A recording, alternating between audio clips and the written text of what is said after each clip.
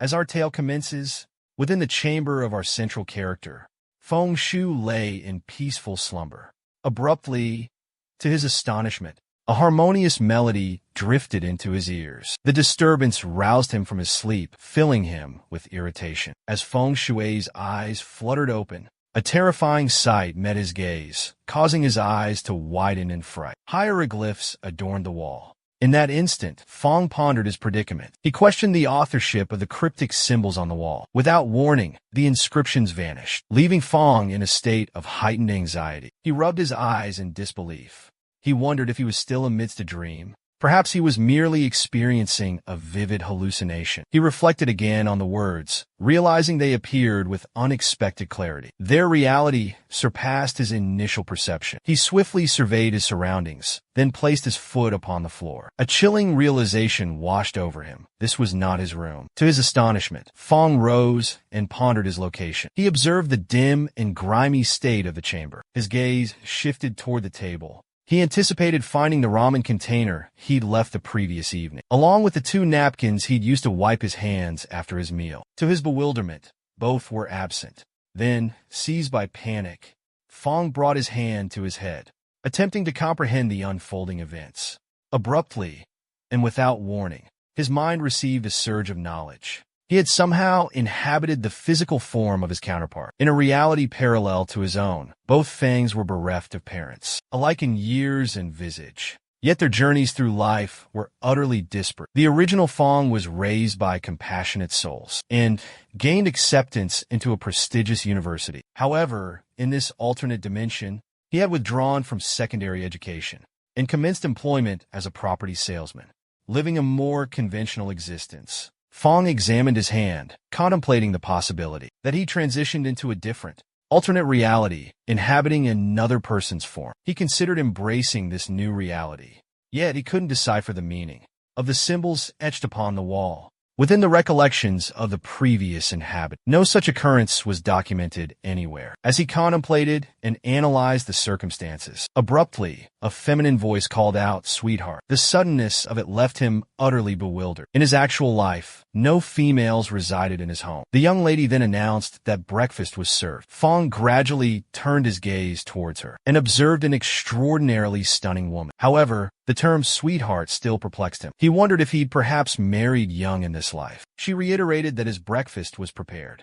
assuring Feng it was ready for him to consume. At that instant, Feng experienced a surge of happiness. He mused that journeying through time wasn't so unpleasant after all. This notion was partly due to the captivating beauty of the woman before him. Feng even pondered that he wouldn't have encountered such a stunning and compassionate partner in his entire past existence. Feng remained taciturn, absorbed in his contemplations. So, she persistently reminded him that the morning meal was prepared. Feng's silence stemmed from his uncertainty about how to address her. He deliberated between calling her his spouse, madam, or darling, his cheeks flushing at the mere thought. He contemplated a pet name like Sweetheart, believing it befitted her flawlessly. Ultimately, he resolved to use her given name for the first instance. He also assumed the prior inhabitant's recollections should be within reach in his mind. Thus, he endeavored to access them.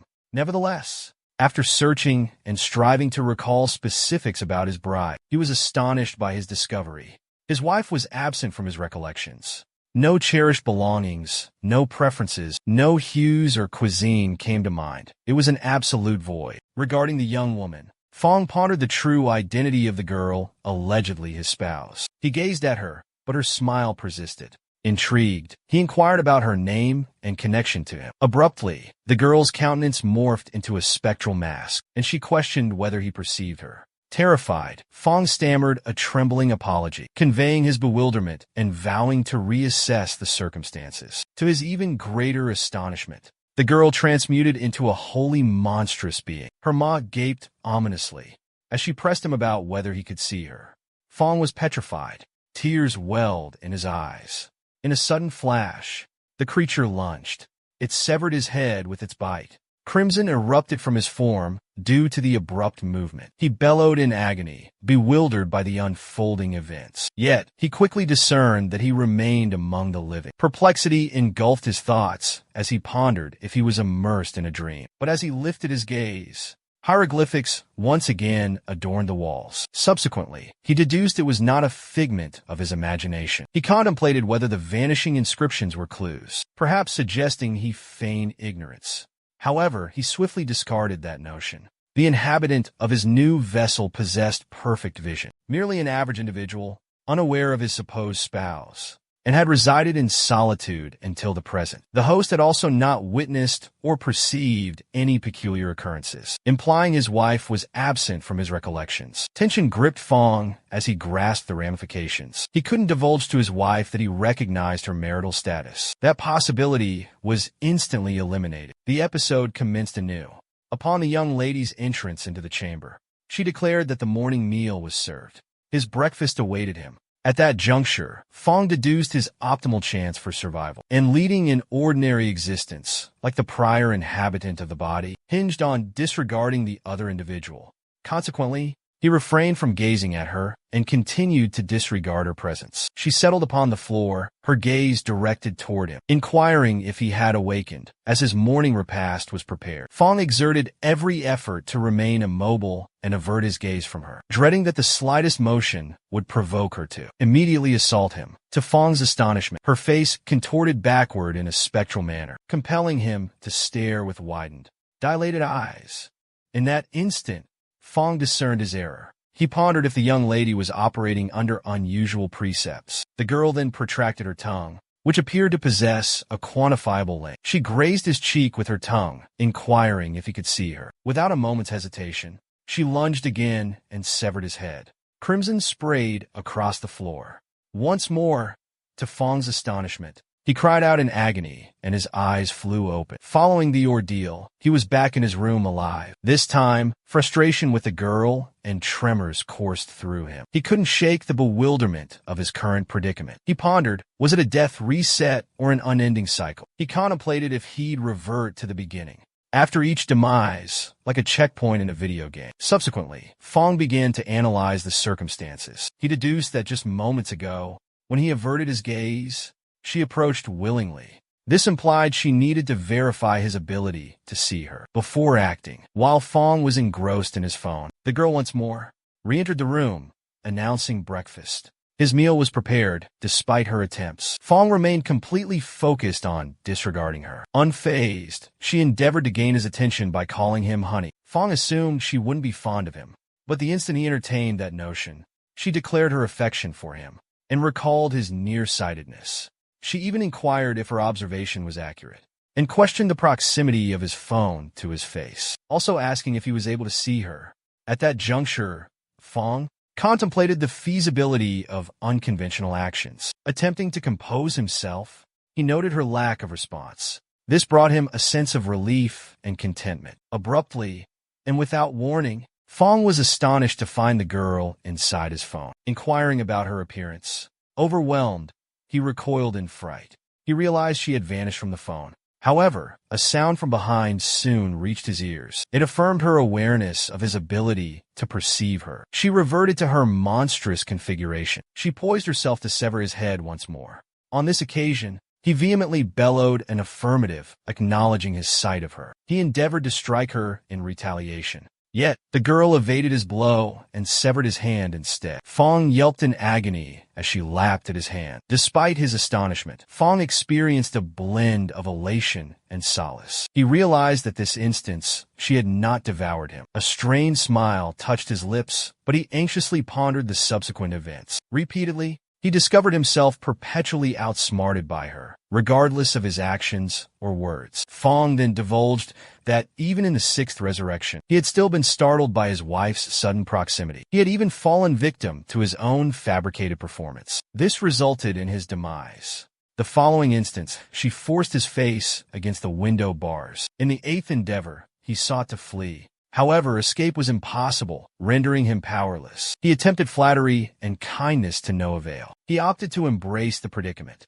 instead of succumbing to distress and tears. At one point, resigned, he acquiesced with a weary yes under her watchful gaze, permitting her to cleanse him once more. Following his 13th consecutive demise, he yearned for the sweet release of oblivion. He mused that some exist in a living death, while others, though seemingly mad, possessed uncanny lucidity. Thus, his demise continued for a 14th time, and the tally steadily escalated. Fong divulged that each death bestowed upon him fragments of the original body's recollections and a profound comprehension of his current reality. This realm was conspicuously populated with a plethora of peculiar and outlandish tales. Upon his 18th demise, in his slumber, he contemplated the cycle of death and rebirth, and the authorship of the crimson script adorning the ceiling, and the reason for their vanishing after he spotted them. As his phone buzzed, he pondered those remarks, and questioned if they were the source of all those local legends. He then entertained the possibility that his spouse might be one of them. A deceptive figure, Fong, erupted in fury, mentally screaming, "Perish! Expire! Expire!" He swore to guarantee his wife's doom as long as he drew breath. Abruptly, the young lady reappeared, announcing that it was time for the morning meal, and his breakfast was prepared. Fong, now fully cognizant of the circumstances, chortled, grasping that she always intended to rouse him, but never engaged directly. He rose and moved towards her, leading her to inquire if he desired to consume her before breakfast. To her astonishment, he disregarded her and proceeded onward. The narrative revealed that Fong moved through her form, as though she were an apparition when he lost consciousness. Her inaction validated Fong's hypothesis that she could only take action when certain he could perceive her. Wearing a look of disappointment and dejection, she inquired if Fong intended to skip the morning meal she had already laid out for him. Upon hearing this, Fong grinned and reflected that the more alluring a woman, the more adept she was at deception. She had summoned him for breakfast. Yet in truth, she hadn't prepared a single thing. Fong consumed a sandwich, pondering the necessity of venturing out. He deduced that without leaving the confines of his home, he would be unable to acquire knowledge about his spouse or probe the peculiarities of the current world.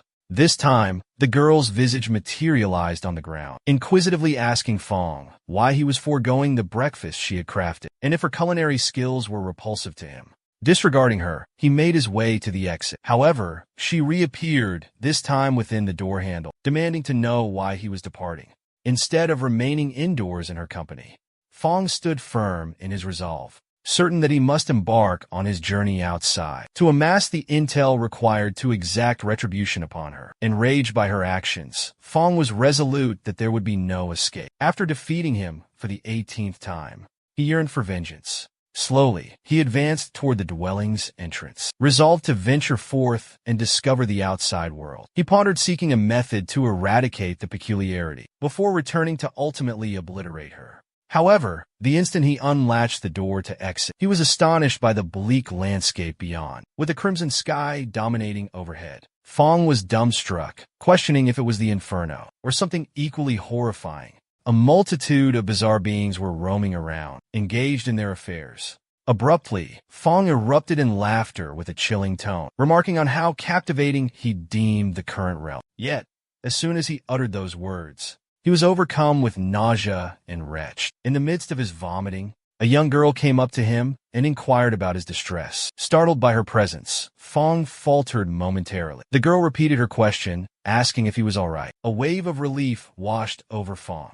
He recognized that she was indeed human. He affectionately stroked her hair, inviting her to call him Big Brother. At that instant, Fong was captivated by the little girl's adorable nature. He mused that having a daughter like her would be delightful. Abruptly, to his utter astonishment, the girl's countenance shifted into a grotesque, monstrous form. She questioned Fong, asking if he perceived her. Observing this, tension gripped Fong. Without warning, the environment descended into a nightmarish, blood-soaked hellscape. As he gazed upward, the small child metamorphosed into a colossal, more formidable creature, brandishing a menacing weapon. The monstrous being lunged towards Fong, inquiring whether he could see her. However, this time, Fong was utterly devoid of fear. Instead of succumbing to anxiety, he erupted into boisterous laughter. He found the circumstances utterly captivating. Reflecting on the past, he discerned a stronger affinity for his present state. This was due to the absence of future encumbrances. Once he had ultimately eliminated her,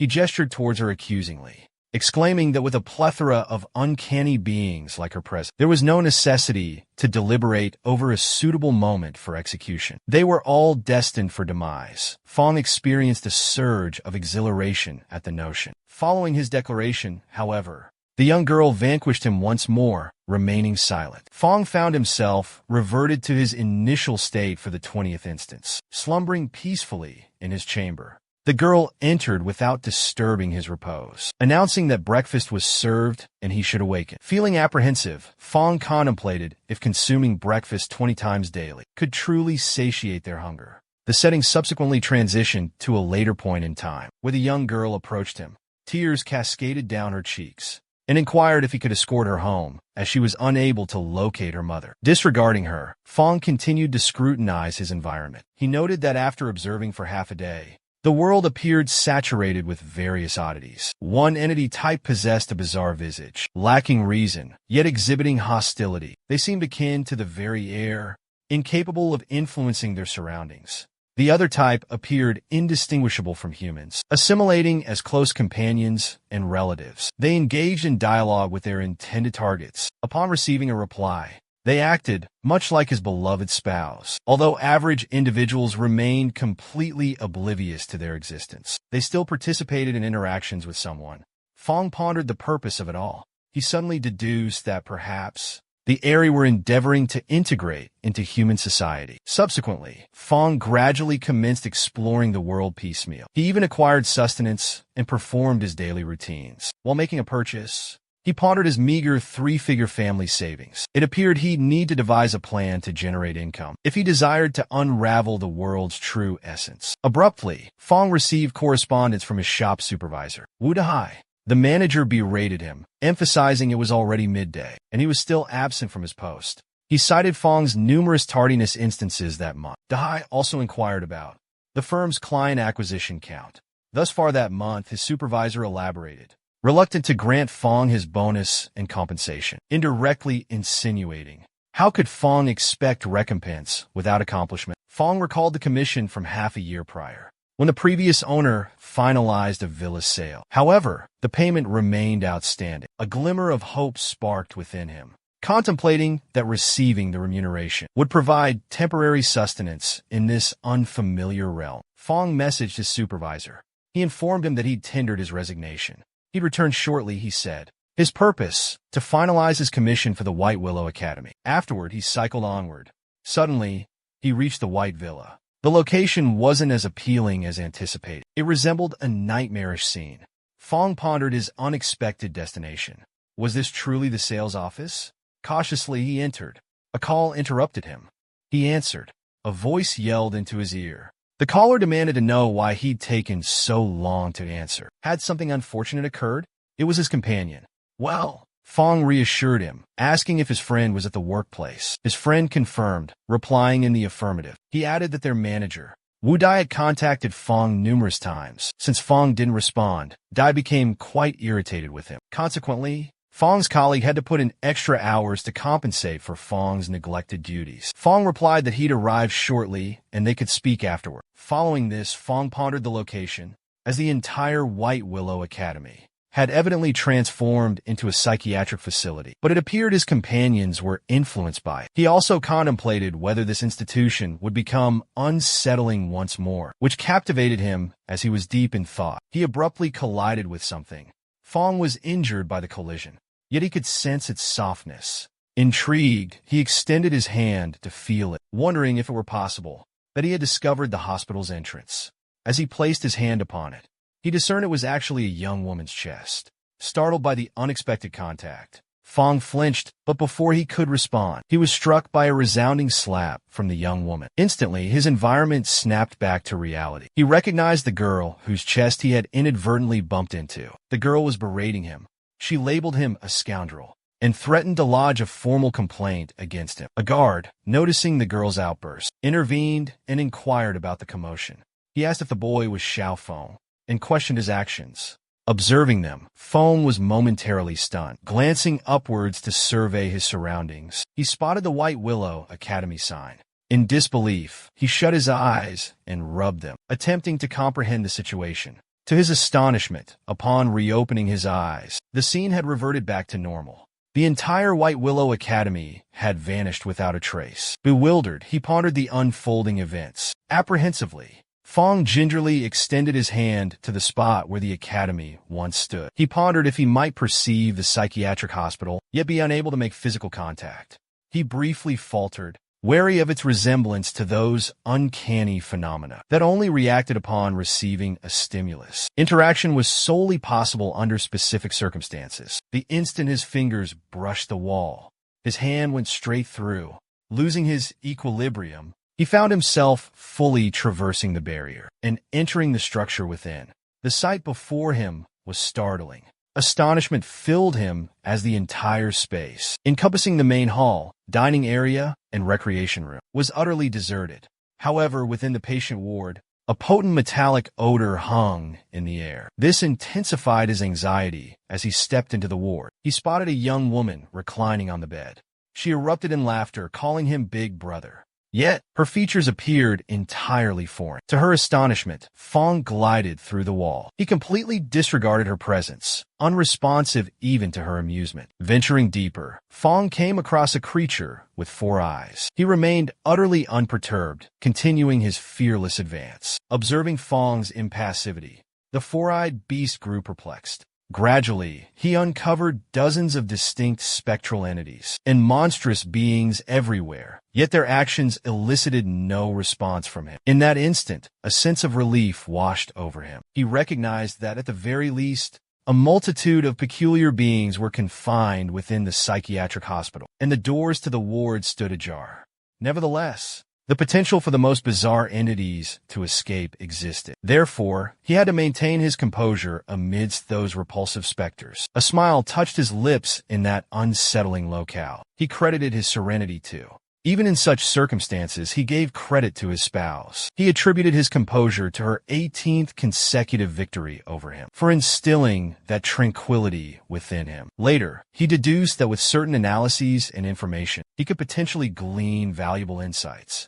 To his astonishment, he discovered a message detailing a study involving a bizarre transformation, in which a subject was metamorphosed into something peculiar. Upon seeing the note, he pondered the possibility that these specters were once human, and all the phantoms in the hospital wings were formerly living beings. As he endeavored to open the document, he found himself incapable, leading him to conclude that the ghosts were an extravagance, since he couldn't even peruse the file. Abruptly, he sensed strands of hair caressing his cheek. He initiated movement, but then restrained himself, discerning that someone was present.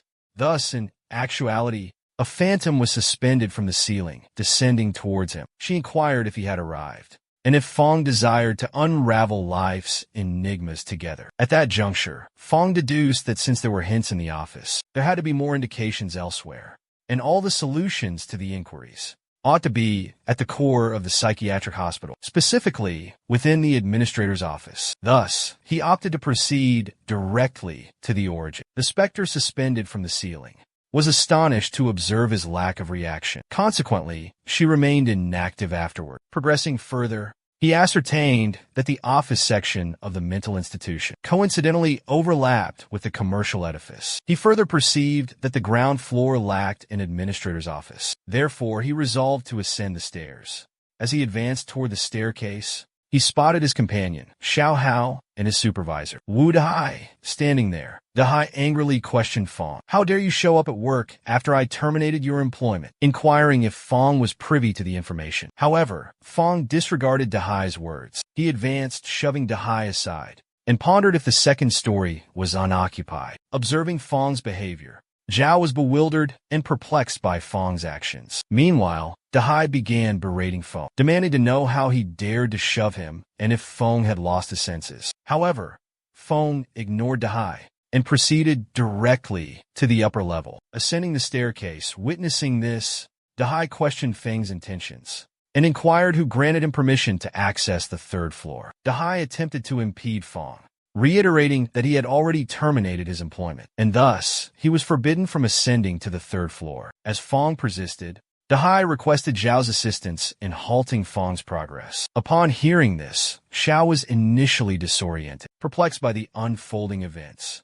but quickly replied with an affirmation. In the meantime, Fong located the director's office on the third level. As Fong attempted to unlock the director's office door, Jiao and Hai yelled, urging him to cease. However, he disregarded them and persisted in opening the door. Observing this, Dahai grew frightened and exclaimed their doom was imminent. But the instant Fong opened the door, he was astonished by the sight within the director's office. A young man named Wang Xiao was being intimate with a charming and delightful young woman named Li Feifei. Noticing Fong and the others, they became flustered and hastily began dressing. Wang Xiao angrily shouted at Fong, insisting on knowing his identity and reason for entering. He demanded to know who granted him access, but to everyone's astonishment, Fong ignored them, proceeding directly to Li Feifei and taking her hand. Afterwards, Li Feifei hesitantly inquired about Fong's actions. She questioned why he was holding her hand. Observing her unease,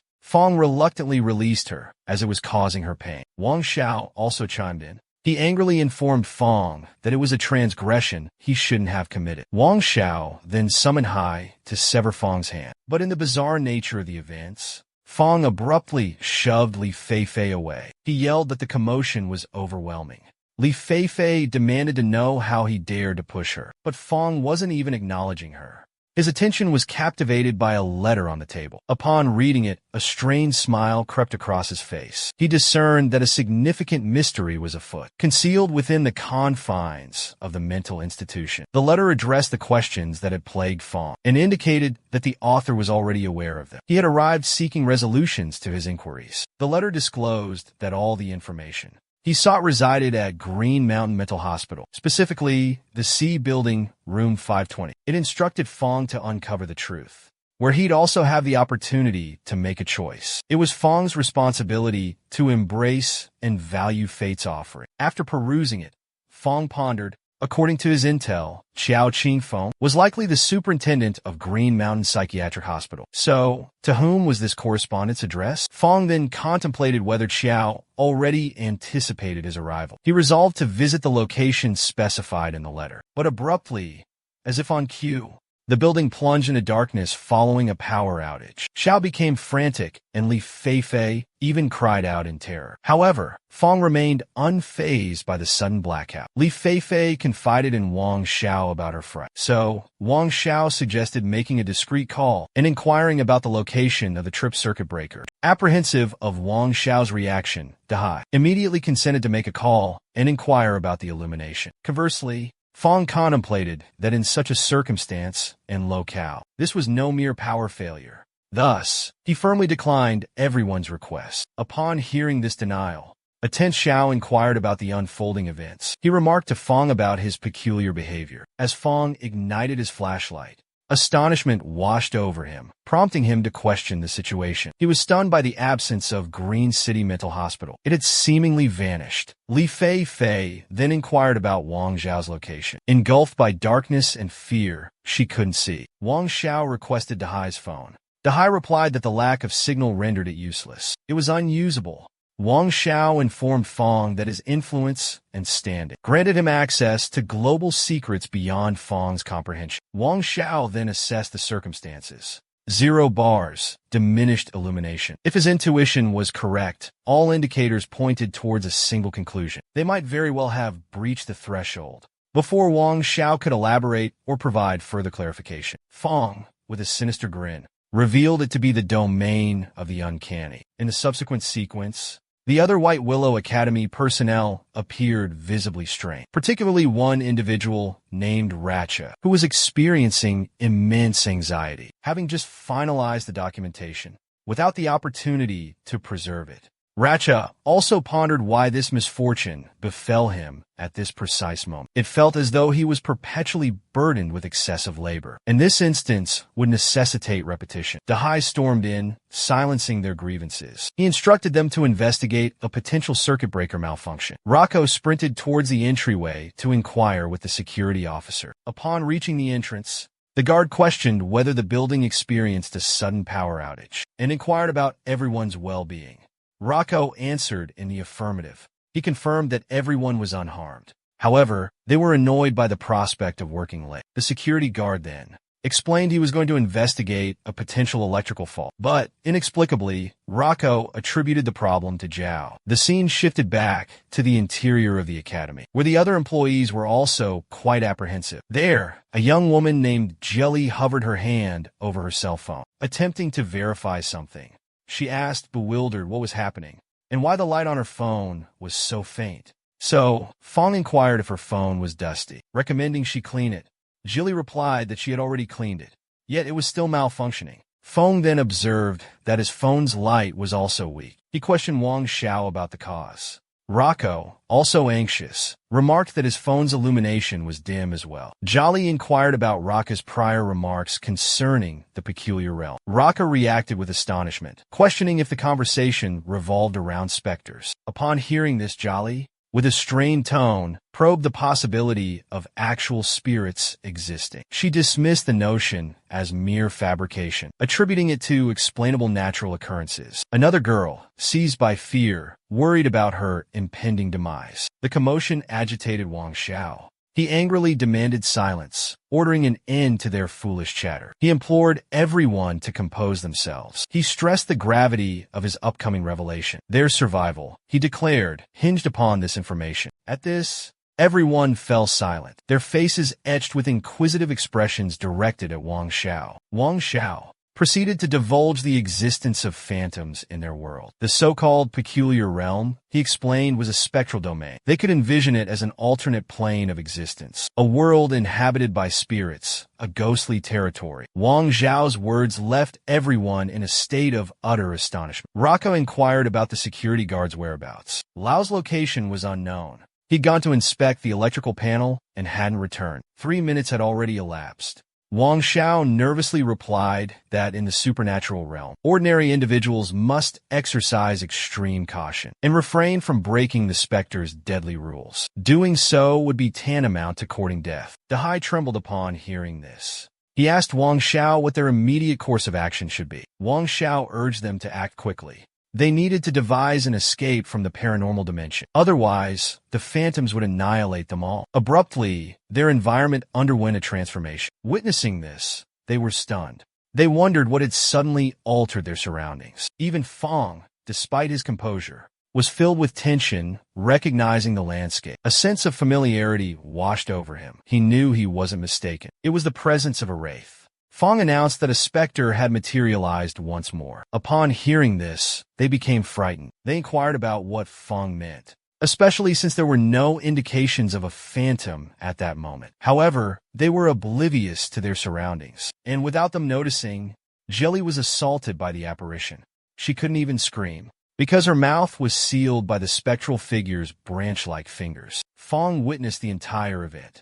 A girl questioned him again about the ghost location. As it appeared, Fong was merely attempting to frighten them. Without answering, Fong stated that Xiao Li had vanished. Hearing this, the girl beside her was utterly astonished and exclaimed that he was speaking nonsense since Xiao Li was right next to her. But the instant she glanced beside her, she discovered no one there. Seeing this, she became terrified and frantically searched for Xiao Li. Yelling her name, the boys present were stunned. They pondered whether a specter had truly materialized in their midst. Wang Xiao inquired if Fong had witnessed the apparition. He also asked about the phantom's appearance. Fong replied that his vision was obstructed. He could only discern that Jolie had vanished. Fong's composure left everyone perplexed. One individual questioned Fong's tranquility. He asked how Fong remained so serene while his companions were ensnared by the specter. ROC questioned Fong's normalcy. He proposed that Fong might be possessed by the entity. Wang Xiao nervously addressed Fong.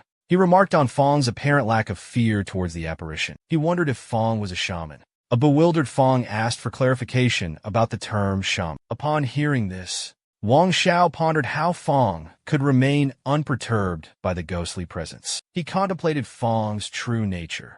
Nevertheless, the crux of the matter was Fong's unfamiliarity with the concept of a shaman. Wang Xiao then addressed Fong, which meant a spirit master possessed the ability to command their spiritual energy, adding that his relative possessed such abilities. He further indicated that presently, The optimal solution to resolve the predicament required someone to become a spirit master, an individual with extrasensory perception. Upon hearing this, a wide grin spread across Feng's face. He then inquired of Wang Xiao whether spirit masters were cultivated within the supernatural realm, and how one might achieve such a feat. Observing this, Wang Xiao was taken aback, realizing that even under such circumstances, Feng remained remarkably astute. Perhaps Feng held the key to their escape from this paranormal dimension. Thus, Wang Xiao relayed to Feng that his cousin had informed him that to attain the status of a spirit master, one must harness the spectral energies of a ghost. This required fulfilling two conditions concurrently. One prerequisite was enduring an ordeal of profound fear, a brush with death, inducing intense emotional upheaval, while the other was making contact with the apparition, allowing its ethereal energy to permeate his very being. Abruptly, as Feng contemplated becoming a spectral master, dark beams converged upon him. His heart began to race rapidly. A pearly sphere materialized before him. It gradually shifted to a crimson hue. Wang Xiao continued her narration, cautioning Feng, explaining that the phantom's power was akin to a blood-soaked fabric. While cleansing the night pearl surface, it would inevitably corrupt the heart and extinguish the soul's flame. As Wang Xiao foretold, events unfolded similarly as the orb became entirely scarlet. The instant Feng's gaze met the sphere, his form turned crimson and somewhat somber. Despite this metamorphosis, he strived to comprehend the occurrences, to decipher the transformation he had undergone. He sensed a tremendous surge of energy within himself. He pondered if this was a consequence of his numerous brushes with death. He'd never genuinely encountered spectral beings before, and his wife, the apparitions he perceived throughout the city streets, and the phantoms in the psychiatric ward, provided he didn't acknowledge them, they remained mere figments from an alternate realm, and that didn't qualify as interaction. But now, the wraiths lurking in the darkness had breached into actuality. They could inflict harm, even unseen. He pondered if increased exposure to these specters might grant him the power to eradicate them. Thus, he resolved to become a phantom hunter. Abruptly, his wife materialized before him. Momentarily startled, his attention quickly diverted by a sudden, loud yell from within the room. Turning towards the commotion, Feng discovered a young woman frantically proclaiming another colleague vanished. Astonished, Feng inquired who was now missing. The girl answered that Zhao Liang had disappeared. He was just present beside her, yet now he was nowhere in sight. Overhearing this, Wang Xiao angrily yelled at her to be quiet. He demanded to know if she was trying to lure a ghost toward them. Li Feifei then approached Wang Xiao, sobbing and asking what to do. She pleaded, terrified of dying or vanishing. Wang Xiao retorted furiously, questioning why she was asking him. Suddenly, Feng interjected, stating it was only a matter of minutes. Hearing this, everyone tensed up, looking at Feng with bewilderment. Feng then revealed that the time elapsed between disappearances was precisely 2 to 3 minutes. He specified it was 2 minutes for women and 3 for men. He even justified his rationale for this conclusion. Firstly, security guard Lao vanished 3 minutes prior. Then, Xiaoli vanished 2 minutes after Jiali. After Jia Yang disappeared, Feng explained that, deducing from this pattern, within 3 minutes, someone else would vanish after Jia Yang.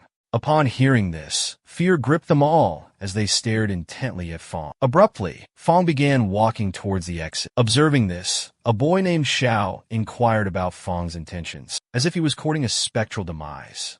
Feng answered in the affirmative. He clarified that he was seeking an escape route. Feng also inquired of the boy if he anticipated them to remain stationary within the chamber and passively await their annihilation after his response. Feng proceeded further. But much to his astonishment, Wang Xiao erupted in a frustrated outburst, commanding him to halt immediately. Wang Xiao then questioned if Feng had heard his prior instruction, explicitly stating that nobody was to make any independent movements. He wondered aloud if Feng was perhaps hard of hearing. He questioned Feng's auditory acuity. Feng then retorted that a mere 8 individuals remained present in the room, and adhering to the established trend of one person vanishing at intervals of 2 to 3 minutes. They were all facing obliteration within approximately 20 minutes. Therefore, he reasoned, attempting an escape was a worthwhile gamble. Wang Xiao unleashed a torrent of furious words upon Feng, claiming he was just an average Joe.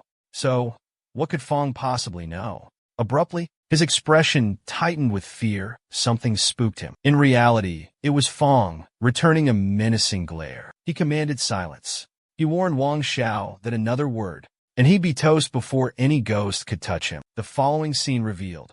Xiao had brought Fong along on his quest.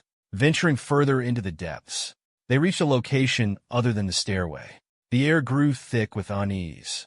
A wave of fear washed over Xiao at the sight. He asked Fong why he felt a sense of foreboding. Why hadn't they found the stairs yet? And why were they still wandering? Fong shushed Jiao with a finger to his lips. Quiet, he cautioned. Don't make a racket. He assessed the situation and noticed an unusual glow ahead. Nearing the structure, Fong's memories ignited. He remembered the light bearing an uncanny resemblance to Qingshan Psychiatric Hospital, questioning if it could actually be the Qingshan facility. Psychiatric Hospital. Fong was stunned. Suddenly, Xiao approached, quivering with fear. He clutched Fong, asking if he was experiencing a hallucination. He inquired about their location and their absence from work, where they were scheduled to be. Xiao also asked why the place resembled a setting from a horror film. It gave him a distinctly frightening vibe. Astonished, Fong asked if Xiao could also perceive the hospital. Xiao affirmed, responding with a resounding yes. He added that he, too, could see the hospital's extended hallway. Upon hearing this, Fong grew slightly anxious. He neared the wall, where bloodstains were evident. He scrutinized them meticulously. Fong deduced that it seemed as though the current psychiatric hospital had merged with reality, similar to the peculiar living beings they had previously encountered. It was no surprise they couldn't initially detect the psychiatric hospital, previously in the sales division. As it happened, the psychiatric ward had engulfed the sales division, and they were already trapped within. Fong pondered if this was a so-called haunted realm. Abruptly, they spotted countless bloodstains on the ground and several ripped garments. This startled them. Fong indicated these were security attire and female employee uniforms. They belonged to Uncle Zhang and Xiao Li. Fong elaborated, observing that the female staff in the sales office possessed distinct features and slim physiques, and considerably less mass compared to their male colleagues. Thus, consuming a male took roughly 3 minutes, while devouring a female only required 2. This accounted for the discrepancy in their vanishing times. Upon hearing this, Xiao grew frightened and anxiously inquired if Fong was being truthful. Had they all been consumed by these grotesque beings? Fong replied that Jia Yang had just been escorted away. Therefore, they had a few minutes of safety. Astonished, Xiao inquired if that implied the strange beings were devouring Jia Yang somewhere in the vicinity. Fong sat on the ground, contemplating the circumstances. The majority of the specters were confined within the patient quarters. However, several doors were ajar, permitting the spirits to flee. He hadn't previously come across them in the Phantom Mental Institution, which left him perplexed. Fong observed the incisions on the garments and deduced that the edges of the fabric tiers were remarkably precise. This clearly indicated they were inflicted by a keen blade. He suddenly recalled someone and surmised it could only be the individual he'd encountered previously. Given their profession as a physician, they weren't restricted to a patient room and could roam freely, much like the spectral female doctor. As Fong pondered her, the phantom female physician descended from the ceiling and floated beside him. Fong sensed her presence, and his eyes abruptly ignited with a crimson glow. Suddenly, when Fong glanced back, nothing was there. The atmosphere grew more ominous and terrifying. Gradually, eerie sounds reached their ears. Xiao was now completely petrified, even traumatized. But Fong still pondered the whereabouts of the apparition that had been behind him. It had vanished while they both struggled to comprehend the circumstances. The remaining members of the group slowly appeared. Approaching them, they were all astonished by their environment. Lang, one of the young men, inquired about their location, as they were expected to be at the sales office. However, it resembled a medical facility. Observing everyone, Fong and Xiao were somewhat startled by the unfolding events. Dai then questioned Fong whether they had observed anything unusual upon their initial arrival. He asked if they had encountered Guard Lao or Xiao Li. Abruptly, Li Feifei's behavior became peculiar. She indicated the copious amount of blood on the floor. Wang Xiao also observed the garments. He identified them as belonging to Guard Lao and Jiao Li. He posed a startling question. Had they both been devoured? Overcome with fear, Wang clutched Wang Zhao's hand and implored him to return home swiftly. Desperate to avoid vanishing, she began to weep. Wang Xiao concurred with her, encouraging her to release his hand quickly. Wang Xiao then requested Fong to guide them, but Fong remained unresponsive, standing silently in place. He stared at his phone, perplexed. Wang Xiao inquired if Fong could hear him. He wondered why Fong wasn't answering him.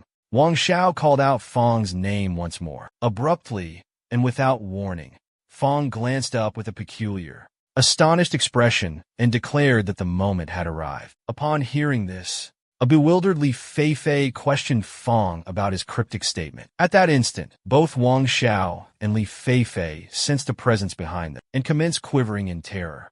Gradually rotating, they were astonished to witness a spectral woman creeping across the ceiling. Unexpectedly, inching toward them, the apparition assaulted them, and everyone, panicked, began to flee. Wang Xiao also commenced running. But to his astonishment, he sensed someone grasping his leg, which intensified his fear. Glancing back, he spotted Li Fei prostrate on the floor, imploring him to rescue her. Wang Xiao then shifted his gaze towards the specter and observed her rapidly approaching. Tense, he struck Wang's hand to release himself from her grip and swiftly reached Fong and Xiao. Fong surveyed the situation, assessing both the preceding and current circumstances. As the female physician's ghost neared Wang, she continued wailing in terror, beseeching Wang Xiao to rescue her and not abandon her. Li Feifei gazed at everyone, her eyes imploring for assistance. But the apparition seized her hair and clutched a razor-sharp blade in her free hand, poised to sever it even in this perilous predicament. Li Feifei continued to plead for assistance from those nearby. The knife was held against her throat as she screamed for aid, but no one ventured to interfere. In the meantime, the spectral physician wasted no time and rapidly sliced her throat open, causing gore to spray across the hallway, bearing witness to the brutal murder before their eyes. Xiao was stunned and declared to everyone that Li Feifei was deceased. The phantom physician then commenced to utilize her blade with meticulous accuracy, slicing through the garments on Wang. Observing this, Fong was equally astonished as the spectral physician wielded a scalpel, dissecting with expert and adept proficiency. It was evident that the phantom physician must have conducted numerous operations at the asylum during her lifetime. Fong pondered how he and Xiao were standing right there, directly in front of the spectral female physician, yet she seemed oblivious to their presence. Instead, she meticulously tended to Wang's body with intense focus and gravity. Surgeons typically operate on a single patient at a time, rendering it virtually impossible to conduct surgeries on two individuals concurrently. After a precise incision, to Fong's astonishment, the phantom doctor sheathed her scalpel back in her tongue. She then proceeded to lift Wang's head and place it directly into her mouth. Witnessing this gruesome spectacle, Fong confided in Xiao that the urge to devour humans was likely a consequence of her transformation into a spirit. He speculated on her method of killing.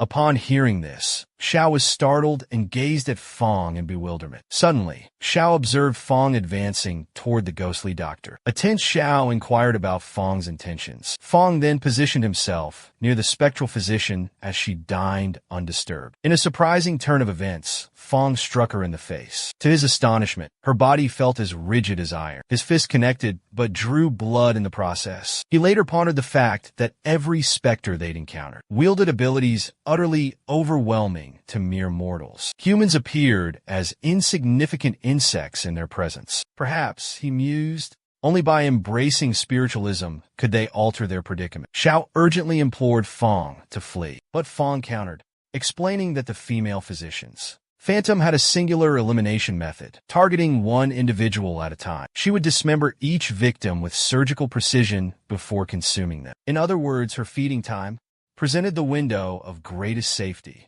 Xiao noticed the spectral doctor was nearly finished her meal. Fong urged Xiao to remain composed, remarking that despite Li Feifei's delicate frame, she possessed ample flesh in all the important places. Her remains would provide sustenance for at least 3 minutes, perhaps longer. Thus, there was no need for hasty action. Repulsed by the statement, Xiao retched. Fong then divulged that Wang.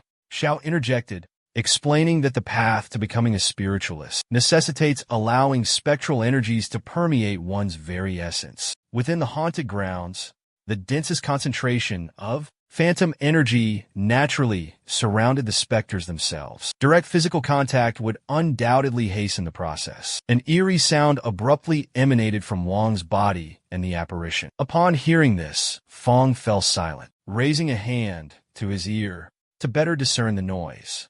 Fong then took a seat and audaciously touched the female specter's thigh. In truth, Fong's interest wasn't piqued by the sound, but by the prospect of extracting knowledge from her. Hesitantly, he grazed her thigh. Witnessing this, Xiao was both bewildered and horrified. He confessed to always believing himself courageous, indulging in adult films and such, but it never crossed his mind that Fong, with his prominent brows and wide eyes, would have the audacity to impose upon a spirit. Fong informed Xiao he intended to linger a while longer, and if Xiao felt frightened and preferred to depart first, he was welcome to. After a brief contemplation, Xiao exclaimed he would mirror Fong's actions, as he desired to fully commit as well. Xiao then nervously approached the specter and gazed at her legs. Slowly and tentatively, Xiao grazed her thigh. Upon contact, he experienced a remarkably frigid sensation. He remarked to Fong that it was chillier than anticipated. After a short pause, Xiao confessed to Fong he hadn't detected any response or alteration within himself. He inquired if Fong had perceived any shifts in his own body. Fong replied in the negative. Xiao felt quite embarrassed upon touching her leg, yet he was reluctant to withdraw his hand.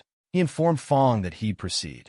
Xiao then divulged that he never imagined his first encounter with a woman's leg would involve a spectral being. He also commented on her extraordinary length. They were longer than his entire existence, he quipped. Upon hearing this, Fong deduced that Xiao possessed remarkable resilience. Despite initial trepidation, Xiao was now jesting. This hinted at some untapped potential within him. Fong then consulted his phone. He informed Xiao that they'd been touching her leg for a full minute. He proposed a 30-second extension, followed by an immediate retreat. This would provide ample escape time. Xiao concurred with the strategy. After the allotted 30 seconds elapsed, Fong bolted, urging Xiao to flee swiftly. Mid-stride, Xiao inquired if Fong believed they could outpace the specter. He also asked if Fong had any prior experience with the psychiatric ward. He pondered how Fong possessed such intimate knowledge of the place. Fong remained silent. Instead, he contemplated his initial arrival at Chongshan Psychiatric Hospital. He recalled observing the general arrangement and specific pathways. Within the building's current confines, they could utilize the surroundings to their benefit, creating separation from the female physician. Abruptly, as Fong fled, strands of hair obstructed his vision. The sight filled him with apprehension. He recognized the hair as belonging to the pursuing phantom physician. Fong questioned how such a thing was feasible. Had he miscalculated her method of attack? They should have had a minimum of 2 minutes to escape. Why had she overtaken them so rapidly? He suddenly recalled the amount of Wang's remains. Glancing backward, a startling sight met his eyes. The issue was that Li Fei had utilized silicone pads to simulate breast augmentation. Therefore, they were fabricated. The spectral female physician gradually encircled Fong. In that instant, Fong discerned that the initial post-mortem examination report lacked any mention of silicone. It was Fong's turn to be vanquished by the phantom female doctor. To his astonishment, he discovered himself gradually traversing an unfamiliar environment. He ultimately opened his eyes and was stunned to realize he had been reverted back to his 20th incarnation. However, the unexpected turn was that he didn't transition to his wife's perspective. On this occasion, he was restarting from the moment he made contact with the specter's leg. He was equally startled at that juncture, while Xiao declared a chilling sensation upon touching her leg. Fong then pondered if the death reversal functioned on an event-triggered basis. Similar to a video game, the initial stage was near the residential zone, and the subsequent stage was the Chongshan Psychiatric Hospital. Having cleared the initial stage, the secure zone shifted automatically to the next level. He checked his phone. 1 minute remained on the clock. Only 30 seconds left. His previous demise, caused by silicone, flashed through his mind. He wouldn't repeat that error. Fong jerked to his feet, yanking Zhao's hair. He urged Xiao to release his grip. Zhao's response was peculiar. "Why leave so soon?" he inquired. "After just a single touch." "It was my first time feeling a thigh," he added. Fong clarified. Li Fei, both before and after the contact, was entirely composed of silicone. The amount of flesh, he explained, wouldn't hold up for long. Xiao was stunned. Suddenly, the size made sense. They bolted. Head downstairs. Feng yelled to Xiao. Everyone else was running too, just ahead of them. Why are they still here? Feng wondered aloud. Even Wang Xiao seemed on edge. Terror, specifically fear of the ghost, propelled Wang Xiao forward. Then, shocking everyone, Feng leaped from the third-story landing to the second floor. This terrified Gao, who pleaded with the specter to release him. Upon seeing Feng, the hide dissipated somewhat, leaving a sense of ease. Yet he still yelled at him. He voiced his terror, having mistaken them for specters. Meanwhile, observing their proximity, Xiao, perplexed, inquired about their slow pace. In response, Wang Xiao angrily questioned, "Slow? We've descended at least 20 levels." He expressed bewilderment at the building's seemingly endless length. Lang then inquired about Zhao's rapid descent. Xiao countered that 20 floors was impossible. He and Feng had only descended 3 levels before encountering them. Upon hearing this revelation, they were all astonished. Lang cautioned Xiao against speaking foolishly at such a crucial moment. He threatened to strike Xiao forcefully if he uttered further nonsense. He vowed to deliver a powerful blow. To their astonishment, Wang Xiao interjected. He explained that the phantoms were conjuring barriers. He then placed his hands upon Lang's shoulders. He divulged that his relative had informed him about the spirits. Such abilities could conjure illusions, perhaps leading them to fabricate barriers. He also recounted tales of those who encountered spirits erecting walls. They would perpetually rotate in place and find themselves perpetually trapped. This clarified why Feng and the others overtook them so rapidly, as they had been continuously revolving. Upon hearing this, everyone grew apprehensive. Meanwhile, Feng pondered the significance of the ghost constructing walls. Witnessing their fervent debate and excessive rumination, Feng resolved to intervene. He approached them and proposed that anyone possessing a superfluous item should discard it on the floor as a designation. Wang Xiao concurred, urging everyone to swiftly mark their locations. After each person deposited their peculiar belongings on the ground, Feng directed everyone to descend and investigate. They all cautiously proceeded downwards, and after traversing 2 levels, Xiao abruptly requested Feng to halt. Feng inquired about Zhao's distress and his sudden request to halt. Lang observed intently. He was astonished to spot the identical objects they had discarded on the path. These items, meant as guides, now lay directly before them. They erupted in shouts. They recognized Feng's lighter and the young woman's currency. Among the objects, Lang declared his belief that their ordeal was finished. The realization dawned on them. They were truly trapped within the specter's deceptive barriers. He questioned their next course of action. They knew that if the phantom overtook them, their demise would be swift. Feng retrieved one of the markers they had employed. He began to contemplate. Meanwhile, Wang Xiao bellowed at the group. He implored them to cease their bickering. As his relative had stated, ordinary individuals were incapable of escaping the apparition's illusory confines. To overcome the predicament, they understood they needed to utilize spiritual insight to pierce the deception. Wang Xiao then inquired if anyone possessed an object of spiritual significance. All eyes fell upon Wang Xiao, their faces etched with inquisitive expressions. To everyone's astonishment, Wang Xiao clasped his own hands together and mused aloud if his recent spectral pursuit qualified as a brush with mortality. He yearned to swiftly awaken his inner spiritual power, and should he become a spiritual practitioner, he'd escape his cousin's familial oppression.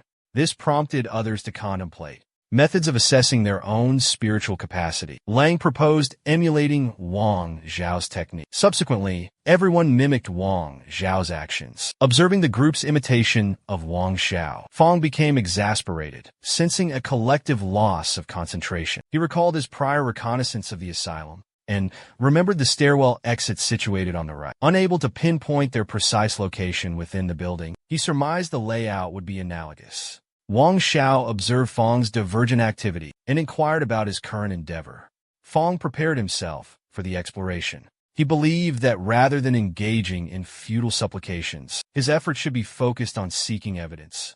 Observing Feng's renewed composure, Wang Xiao felt a sense of unease about Feng's demeanor. He seemed excessively tranquil given the circumstances. Throughout the entire ordeal, Feng displayed no trace of alarm, not even upon encountering the apparition. When the spectral woman materialized, Fong, who was clearly positioned at the forefront, didn't immediately retreat. Instead, he remained near the wall to avoid impact. They all sought refuge on the staircase, leaving just the three of them remaining. Now, Li Feifei was nowhere to be found. She was surely deceased. However, the two men and the female specter lingered in the hallway for a minimum of 60 seconds. Wang Xiao pondered their actions, and the reason the specter hadn't hurt them. Wang Xiao briefly pondered if both Fong and Xiao were exploiting the female apparition. Then, dismissing his previous musings, he addressed the group, asserting it was impossible since, after all, she was a phantom. Upon hearing this, the others were perplexed by Wang Xiao's behavior. Abruptly, Fong placed his hand on the adjacent wall, leading Xiao to inquire about his actions. Xiao even requested Fong to educate him, proposing that he could also contribute. Gradually, Fong began descending, feeling the wall as he counted to 15. He halted, astonished to have actually located the entrance. Xiao, observing the metallic portal, was awestruck by Fong and commended him. Meanwhile, Wang Xiao was stunned to discover a doorway in such a location, and to everyone's surprise, he commenced repeatedly chanting those phrases. Observing this, Fong approached him and urged him to compose himself, assuring him that the entrance was apparent to all. With tension, Wang Xiao inquired how Fong could unlock the portal. Lacking an answer, Fong attempted to access the doorway. He believed it might guide them to their objective. He declared to the group, expressing his hope that the entrance was unlatched. He grasped the handle. To their collective delight, it yielded. Upon entering, they were met with a peculiar chamber. It possessed a number of unusual qualities. The instant Fong unsealed the door, everyone surged inward. They laughed with relief, believing themselves delivered. However, Fong sensed that their ordeal was not concluded. Despite his wariness, he kept silent. Those around him continued to pour into the chamber. They jostled him aside. Only Zhao observed Fong's stillness. He inquisitively asked why Fong remained stationary. He questioned Fong's composure amidst the perceived peril. Upon hearing this, Fong scoffed at the idea of impending peril, as they were all preoccupied with self-preservation. Curiously, during their encounter with the spectral female physician, there was no urgency to flee rapidly. While everyone else hastened past them, a lone boy lingered behind. He implored them to flee or step aside with utmost urgency, beseeching them not to exploit him as a human shield if their desire was simply to perish. In actuality, Fong remained stationary, driven by the need to ensure he wasn't the final one remaining. In this manner, he could readily make contact with the female doctor's leg and promptly awaken his spiritual essence. He also divulged that there had been instances of specters absconding from the psychiatric facility. His prior lack of encounters was merely fortuitous. Therefore, a direct confrontation was a noteworthy occurrence. Elsewhere, everyone was sprinting to escape, but abruptly, Wang Xiao bellowed, commanding everyone to halt in their tracks. He halted them due to an obstacle. Two paths lay before them. Uncertainty gripped the group as they pondered their next move. They all contemplated their options. Lang inquired why they shouldn't venture left. His companion bristled at the suggestion. He retorted that Lang was attempting to use him as a test subject to scout the path, urging Lang to proceed himself, wherever he intended to go. As the others bickered amongst themselves regarding the doorway, Fong stood silently observing. Wang Xiao asked Fong for his guidance. The others concurred. Since Fong had discovered the door during the Ghost Wall episode, he surely possessed the solution to their current predicament. Fong felt a surge of irritation and disappointment. He pondered their prior eagerness to flee, previously urging him onward, yet now relying on him for answers. All eyes turned to him in anticipation. A subtle smile played on Fong's lips. Enraged, Lang demanded to know the reason for Fong's amusement, and why he hadn't spoken up sooner. Lang also pointed out that the specter was gaining on them, and Fong was still acting pretentiously. Regardless, Lang confided in Fong, sensing his potent aura. Upon hearing this, Fong's demeanor grew solemn. It became inconsequential to him. They were merely instruments to be utilized in his current predicament. The female physician was seemingly invulnerable. Therefore, to procure more time, he would have to resort to sacrificing others.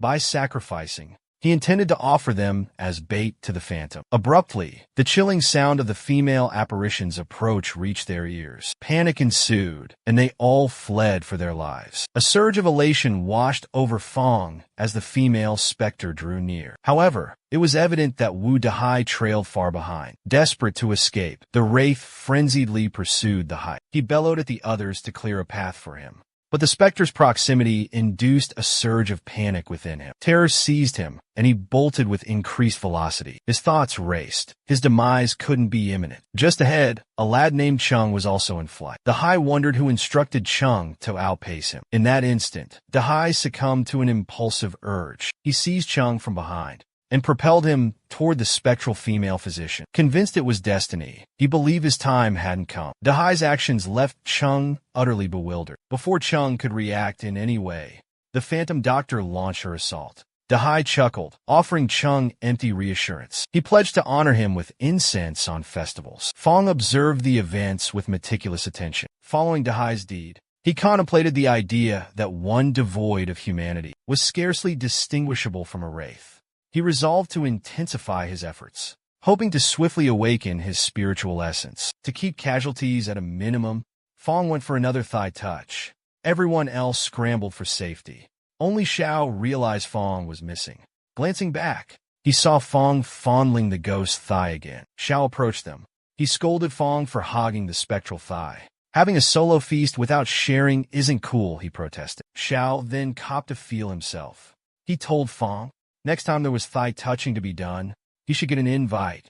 Xiao reveled in the sensation. Her skin is unbelievably smooth, he exclaimed, like ice and jade. He asked Fong if a living woman felt the same. Had Fong ever touched one in the real world? Xiao, blushing furiously, was ecstatic. Fong smiled back, astonished that even under such circumstances, Xiao could effortlessly produce idioms. Fong pondered if Xiao might also awaken his spiritual side. Afterward, they both resumed running to rejoin the others. Mid-stride, Fong inquired if Jiao feared the spectral physician, would obliterate him, to which Jiao retorted that awaiting demise was far more agonizing than immediate death. Jiao added that he felt somewhat comforted by Fong's presence. Upon hearing this, Fong was taken aback and speechless. Arriving at a location, Xiao instructed Fong to ascertain if it was a lodging. When Fong observed it did indeed resemble a hotel, he felt pangs of hunger. He explained that he missed dinner due to extended work hours, and the constant running only amplified his appetite. Despite his ravenous hunger, he desperately craved sustenance. Unexpectedly, Wang Xiao cut Fong off. He informed the group that eateries typically possessed rear entrances. He suggested everyone search the premises. Wang Xiao also cautioned Xiao against rushing to find sustenance. Their priority should be locating the egress. And once outside, Wang Xiao pledged to treat Xiao to a lavish banquet of surf, turf, and fowl. He even proposed procuring female companionship for Xiao, should he desire it. Fong glanced back at Dahai with a peculiar expression. He confessed to Wang Xiao his fear that he lacked the fortune to partake in such indulgences. Suddenly, Dahai moved into Wang Xiao's personal space and commenced showering him with compliments. Wang Xiao dismissed Fong's concerns, stating that even without an existing opening, he would conjure one from thin air for him. A female voice exclaimed that she had located the portal. Wang Xiao instructed her to remain stationary while he personally unsealed it. With a reassuring smile, Wang Xiao declared their safety. However, to their astonishment, the instant Wang Xiao opened the door and they crossed the threshold, the sight before them left them utterly astonished. There was only a corridor with a single doorway. A soft glow emanated from within. Fong pondered, in this oppressive darkness, did the fading light indicate they were venturing deeper into the spectral realm? This seemed less a portal to life. Wang Xiao approached and examined the door. He announced to the group that it was unlocked. Fong contemplated if they were at an impasse. As they passed through the threshold, a utility closet on the other side surprised them. Grasping the situation, Wang Xiao erupted in a frenzy. They were trapped, with no escape route. They'd stumbled into the specter's snare. Had he selected the incorrect path, Fong wondered? He should have opted for the left passage. Retreat was no longer an option. Fong then considered although one could be forfeited to ensure the escape of others. The distance to safety remained a mystery. The necessary number of sacrifices was unknown. He pondered that locating the spectral woman might be advantageous. Perhaps revival could be attained. Zhou grasped Fong's line of thinking. He cautioned that a return would guarantee an encounter with the phantom. He'd surely come face to face with that female apparition. Ignoring the admonition, Fong still contemplated returning, envisioning opening the portal. Abruptly, the group erupted in discussion. Whispers of being trapped emerged. Some even cast blame upon Fong for their predicament. They asserted that Fong was the sole culprit. Had he not selected the incorrect route, had he possessed knowledge of the path, Fong should have consulted them prior. They collectively pondered their next course of action, overhearing the barrage of inquiries and accusations. A sinister grin spread across Fong's face, amusement twinkling in his eyes. Despite their efforts, he was the target of their reproach, implying they were all quite the characters. Fong delivered these words with a heavy dose of sarcasm. Unexpectedly, before Fong could utter a response, Xiao interjected, loudly defending Fong, saying he hadn't coerced them. They had willingly chosen to follow Fong's lead. Xiao added that it was they themselves who initially inquired about the path. Therefore, faulting Fong for their misguided decision was their own responsibility. He challenged them, asking why, if they were so capable, hadn't they made their own choices?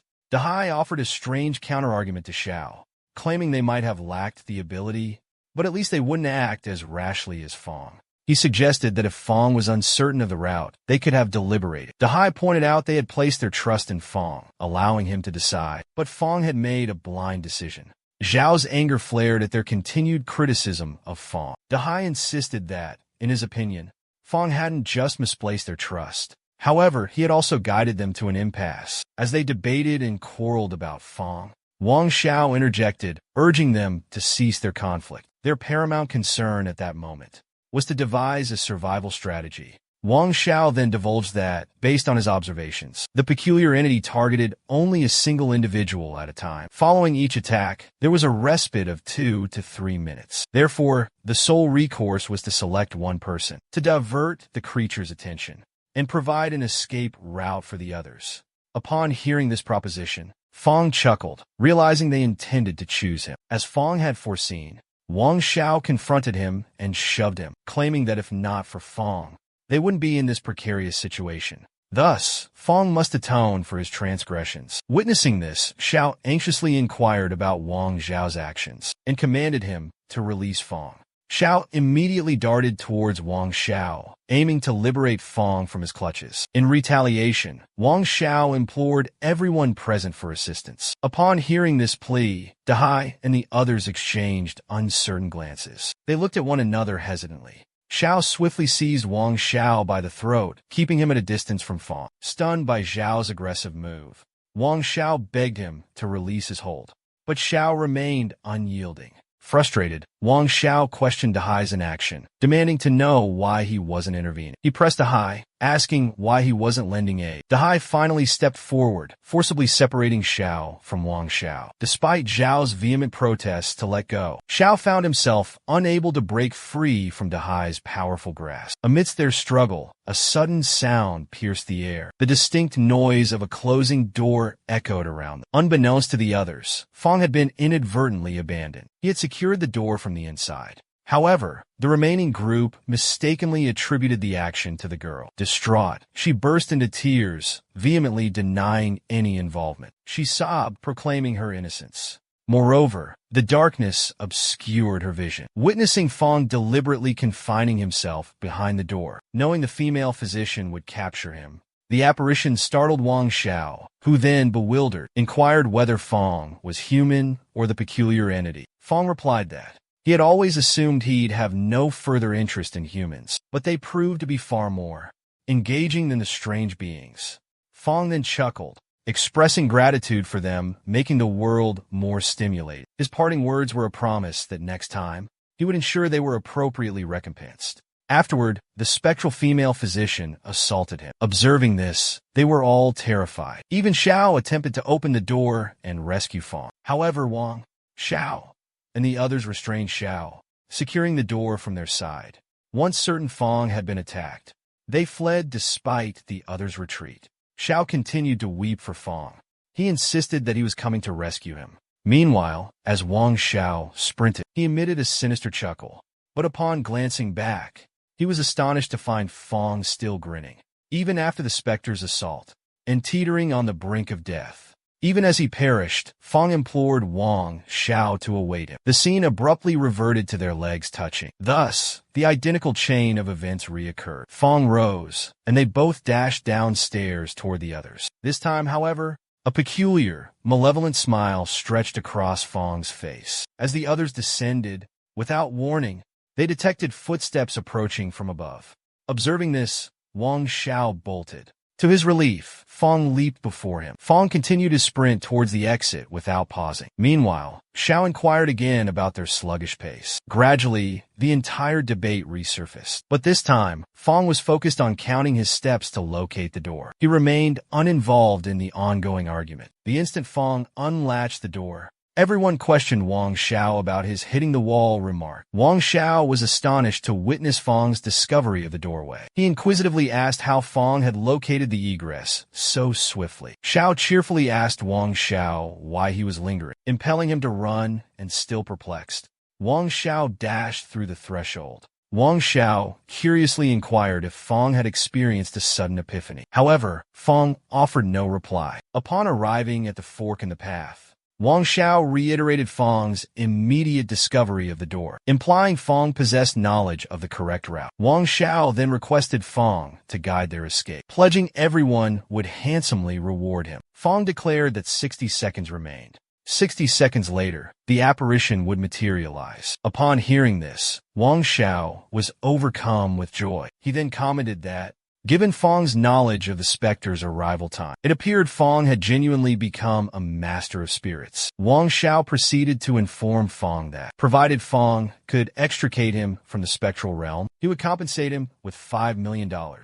Abruptly, Fong cast a peculiar glance back at him. Observing Fong's countenance, Wang Xiao grew apprehensive. Fong then stated there was no need for haste, as prior to departing, he had one remaining task to complete.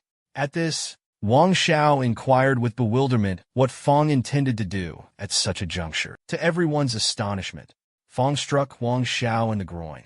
This caused Wang Xiao to bellow in agony and collapse to the earth. Wang Xiao sobbed uncontrollably, as Fong had decimated his genitals. Fong then gleefully retorted to Wang Xiao, suggesting he reclaim his $5 million, and consequently, he should handle his offspring with care. The repercussions of Fong's deeds and whether universal trust in him can be re-established remains dubious. Fong might, or might not, be capable of justifying his destruction of Wang Xiao's eggs, and his decision to aid others hinges upon the extent of his faith in them.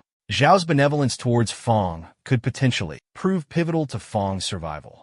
Ultimately, however, the conclusion depends on the choices and interactions of everyone involved. Previously, Feng Shui retaliated by striking Wang Zayden in the groin. As the narrative progresses, Wang Zayden nervously states that if the compensation was inadequate for Feng Shui, he could have simply voiced his discontent. Feng Shui glares at Wang Zayden with intense anger. At that instant, Wu Dahai and a young boy inquire about Feng Shui's actions. They question why he resorted to such a dishonorable attack. Feng Shui replies that the peculiar female physician, the ghost's velocity exceeds human capabilities. Therefore, anyone would perish after a minute. However, now that Chairman Wang Ziding is immobilized, he's the one fated to die. Feng Shui angrily proclaims that his actions were solely to safeguard everyone. Yudahai senses something amiss, while everyone else finds it logical. To Yudahai's astonishment, Feng Su abruptly delivers a groin kick, crushing his testicles. Yudahai yelps in agony. Feng Su declares that Dahai should have expired long ago. Dahai experiences excruciating pain, his voice trembling. Xiao Haio and the others become frightened. Xiao Hao protectively covers his groin, remarking on the brutality of Feng Su's action. A boy named Mark inquires why Feng Shui is behaving this way. He questions the two unprovoked kicks that injured two individuals. He further asks why Feng Shui targeted Wu Dahai after assaulting Wang Zitao. He wonders what Wu Dahai did to deserve this. Feng Shui retorted angrily that he was responsible. His reasoning? He desired to leave a backup. This would grant them additional moments. Yahello was awestruck by Feng Shui's maneuver. Meanwhile, The others remained dumbfounded. Feng Shui declared that the right path was a cul-de-sac. Those seeking survival should proceed left, he instructed. He implored everyone to hasten as time was dwindling. Mark inquired why, if the left path led to safety. Feng Shui hadn't taken the lead himself. He questioned if Feng Shui intended to utilize them as decoys, perhaps as spectral sustenance. He added with a peculiar expression. Feng Shui claimed he was merely biding his time for some thigh contact. They had a mere 10 seconds remaining to escape, he announced. This revelation left everyone astounded. Such an outlandish desire had never been uttered before. Xiao, like a parched individual, he vocalized his yearning to graze a woman's thighs. Even if she were a phantom physician, he beseeched Feng Shui to include him. He also yearned to caress those legs. After a mere 10 seconds elapsed, the spectral female physician glided towards them. Panic ensued, with everyone shrieking and yelling in terror. They scrambled towards the left. A young man and woman glanced at Feng Shui and Xiao Hao, curious to observe their next move. Just then, Wang Ziding pleaded with Feng Shui for rescue once more. But a sudden dampness in his groin startled him. Reaching down to investigate, he recoiled in horror at the discovery of blood. The hemorrhage drenched him completely. Resigned to his destiny, Wang Ziding lunged for Feng Shui's leg, attempting to drag him down. He bellowed that Feng Shui must perish alongside him. Swiftly, Feng Shui stomped on Wang Ziding's hand. He reassured Wang Ziding, vowing to remain and witness his demise. Wang Ziding wailed in protest, but it was too late. The spectral female physician materialized and obliterated Wang Ziding with a single strike. Remarkably, Feng Shui maintained his composure amidst the chaos. Having confronted mortality countless times, he remained unfazed. He even savored the taste of Wang Ziding's blood that had sprayed onto his face, a grin spreading across his lips, for it was his initial taste of vengeance, a sensation he relished immensely. His pulse quickened dramatically. He chuckled, pondering aloud if such a rapid heartbeat was even possible. In that instant, he recalled his spectral spouse and envisioned the moment when he would personally annihilate her. He fantasized about it being the most glorious day of his existence. Feng Shui then began caressing the spectral physician's thighs. Observing this, Mark and the others were utterly astonished. They questioned Feng Shui's prior declaration of his intention to touch the specter's thighs. To their amazement, Feng Shui was indeed fondling a ghost's thighs. Feng Shui abruptly glanced toward Xiao Hao, who paused uncertainly. A memory surfaced from the past of Wang Ziding and Wu Dehai assaulting him. They subsequently confined him behind a closed door. Only Xiao Hao wept on his behalf, attempting to rescue him. Fear gripped Xiao Hao when Feng Shui glared at him with furious eyes. But, to his astonishment, Feng Shui extended his hand, beckoning Xiao Hao to approach and join him. Abruptly, Mark and the girl yelled, "Ghost!" They fled, and even Xiao Hao wavered in approaching Feng Shui, consumed by fear in that instant. Feng Shui recognized that his 21 deaths had left him consumed by vengeance and insanity. His thoughts were saturated with retribution and madness. He could even sense that experiencing shifts in emotion had become a struggle. His sense of humanity was gradually fading away. Feng Shui pondered the differences between himself and Xiao Hao. He noticed Xiao Hao's reluctance to interact with the spectral figure. Feng Shui resolved not to pressure Jiao Hao. He wouldn't coerce him out of the blue. Unexpectedly, Jiao Hao began to speak. He described his upbringing as unremarkable. His looks were quite average. At the sales office, he'd always been overlooked. He confessed that only Feng Shui treated him like a genuine friend and truly valued their connection. Xiao Hao smiled, assuring Feng Shui of his faith in him. Despite his unsettling appearance, looking like a butchered hog, his face covered in gore, Feng Shui, expressionless, gazed at Xiao Hao and began to move. Observing this, Xiao Huan tensed up and started apologizing profusely, claiming he hadn't intended to label him a swine. Much to Xiao Huan's astonishment, Feng Shui shifted his position, having brushed against the specter's leg. Creating room for him, Xiao He then placed his hand on the female phantom physician's thigh and commenced tracing patterns with his finger. Sensing their warmth, Xiao Hao inquired why Feng Shui opted to assault Chairman Wang Ziting and manager Wu De. Hai Feng Shui retorted, He stated that the peculiar entity's velocity was vastly superhuman, and survival required sacrificing time for lives. Feng Shui then posed the question, considering Xiao's elevated stand, who Xiao Hao believed they would deem expendable. Feng Shui, who harbored animosity towards them, or Xiao Hao, who had perpetually been subjected to disdain. Xiao Hao was on the verge of answering, when Feng Shui abruptly interjected, instructing him to remain silent. Feng Shui then probed Xiao Hao, inquiring if he detected a trace of frigid air permeating his form. Jian Hao initially gazed at Chun, then nervously answered in the negative. He stated he experienced the same sensation as earlier. Feng Shu exclaimed it was not a deception. He genuinely perceived it. Feng Shu then speculated it might be the effect of the spectral energy. Feng Shu detected a peculiar type of atmosphere within himself. He questioned if the phantom force was so feeble that he hadn't sensed it upon previous contact, or perhaps it was nearing a critical juncture. Abruptly, Feng Shui became startled. He discerned that it could be a harbinger of his spiritual awakening. He then observed Xiao Hao continuously shifting his hand. Xiao inquired of Feng Shu about the nature of the chilling air permeating his body. He could only perceive the lower extremities. Perhaps his hand placement was incorrect? Feng Shu remained silent. Xiao Hao implored Feng Shu to flee from the apparition, as time was dwindling.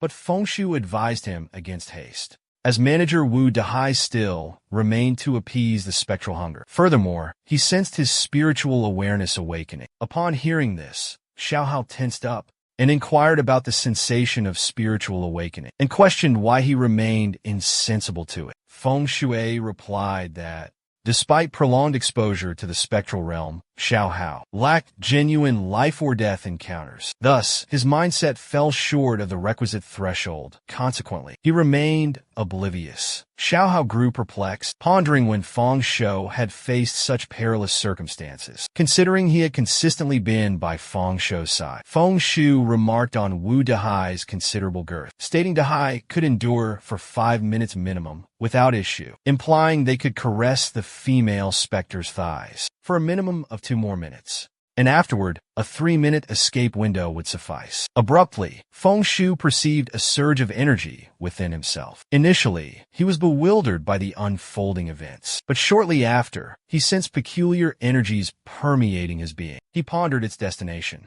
and contemplated whether it might be infiltrating his consciousness. Feng Shui then mused that the mind was amorphous, meaning he could manipulate its form. A unique metamorphosis commenced within him. His entire physique felt energized, charged with a tremendous surge of power. Imbued with profound spiritual energy, Feng Shui perceived extraordinary visions. Before his eyes, his mind conjured these vivid scenes. To his astonishment, a crimson entity advanced towards him, and as it drew nearer, he discerned its resemblance to a blood droplet. Abruptly, the scarlet hue vanished. A peculiar pulsation in his heart evoked a strange sensation. He then recognized that his senses, his olfactory and auditory perception, had intensified significantly. He also observed that his cognition, his neural responses, and his physical command were all augmented, and at any moment he could unleash the strength he'd acquired within his very muscles. Feng Shui then remarked that it felt as though a delicate curtain had been drawn back, and the entirety of the true world was laid bare before him. Feng Shui pondered if this was enlightenment,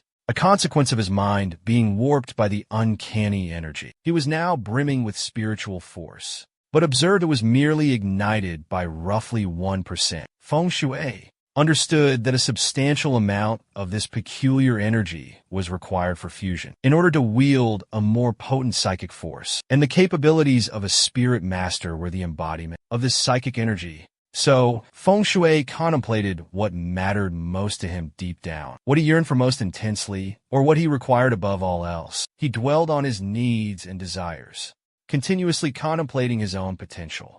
Unexpectedly, out of the blue, he was overwhelmed by an agonizing surge of pain. In that instant, he grasped that his assaults could inflict suffering upon those he targeted. Feng Shui pondered whether his inner being was consumed by agony. Was it the physical anguish of death itself, or the mental torment of negativity and warped perceptions? He could inflict his own suffered torment upon his adversaries, making them internalize it as their own. A wave of euphoria washed over Feng Shui as he grasped this newfound power. He erupted in laughter, a sinister cackle born of satisfaction with his newfound ability. Observing this, Xiaohuan intensely inquired if it was effective. Just then, Feng Shui contemplated whether inflicting his pain on others was the ultimate form of gratification. It was the very essence of his deepest desires. Suddenly, Feng Shui's thoughts fixated on his wife. He yearned for her validation, seeking confirmation of his righteousness. Amidst his laughter and elation,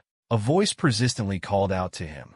He recognized it as Xiao Hao, urging him that 2 minutes had elapsed, and they needed to flee. But Feng Shui instructed Xiao Hao to retreat slightly. His aim was to delve into the potential of spiritual energy. Upon hearing this, Xiao Hao inquired with enthusiasm, "Does this signify Feng Shui has ascended to become a spirit master?" Just as Chairman Wang Zitang had declared. Feng Shui then gazed at the spectral female physician and pondered if his strike carried the agony he endured from his 21 demises. At this magnitude, who could endure such force? He deduced that if his death count rose, the torment would intensify.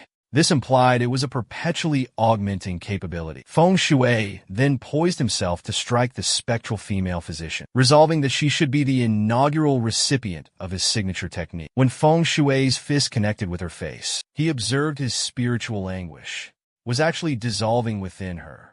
In mere moments as a consequence of the blow, she recoiled, but swiftly resumed movement. Feng Shui was elated and perceived that his spiritual force, which was barely 1% ignited, now exhausted. Feng Shui observed the specter and remarked that the female physician's phantom had no visible external wounds. His blow couldn't penetrate her defenses, obstructing the flow of spiritual energy. It was apparent she hadn't suffered the agony he had. Initially, it appeared that next time, the assault needed to genuinely injure the peculiar being, and because his fist strength was inadequate, utilizing a tool would be more effective. But he questioned if conventional armaments could channel spirituality. Xiao Hio inquired if they should retreat.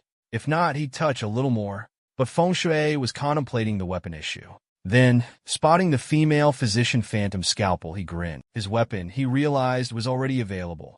As Feng Shui grasped the scalpel, a powerful jolt surged through him, penetrating directly into his heart and soul. Following this, he discovered a multitude of corpses and the spectral female physician cleaning them. Feng Shui deduced that the surgical blade had been subjected to experimentation. A variety of peculiar beings resided within the psychiatric facility, and it had absorbed a plethora of their anguish. The female physician was consumed by its malevolence, transforming into an anomalous entity herself. This also indicated that the true anomalous entity was the scalpel. He then pondered, now that the scalpel was in his possession, could he eliminate the phantom female doctor? However, as Feng Shuang prepared to act, he became enraged observing Xiao Hao still contacting her thigh. Feng Shui angrily inquired of Jiao how to disengage. Jiao nervously retorted that he had merely grazed it momentarily. Feng Shui then forcefully assaulted the spectral female physician with the blade. Astonishingly, she remained unscathed. Both Feng Shui and Xiao Hao were stunned by this occurrence. Xiao Hao intensely questioned Feng Shui about the scalpel's ineffectiveness, considering its precision in cutting individuals wouldn't harm her. But then Xiao Hao reached out to caress her neck. He remarked on its incredibly soft and pleasant texture. Even as Feng Shui pondered the reason for this, it suddenly dawned on him. It was the spiritual energy the scalpel required, the spiritual essence to function, and his own was now exhausted. Frustration washed over Feng Shui.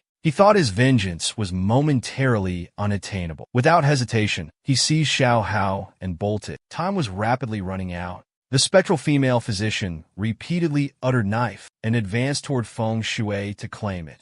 As they fled further, Feng Shui observed that igniting his spiritual energy had heightened his senses.